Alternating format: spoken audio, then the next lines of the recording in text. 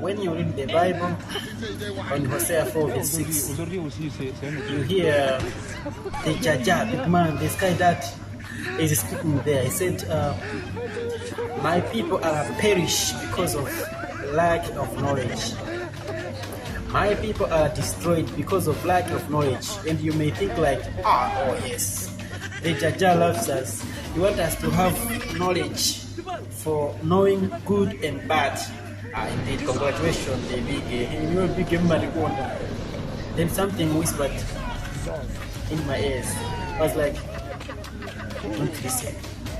Go to Genesis. And when I got there, I found that the first people to be accused of committing sin in this world, you guess what did they do? What did they do?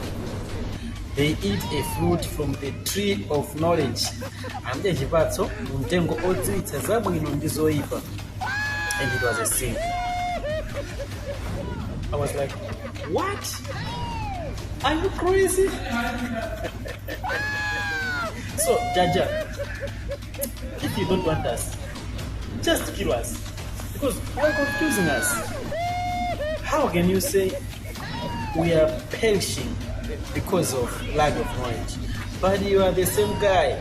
You punish our first parents because of eating the fruit from the tree of knowledge. Huh? Is that love?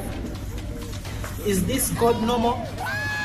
Or something is wrong in his head? I don't understand this God. Huh? Why? Which is which?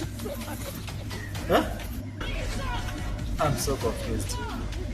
Very confused. So, you want to tell me that I need the Holy Spirit to understand this nonsense?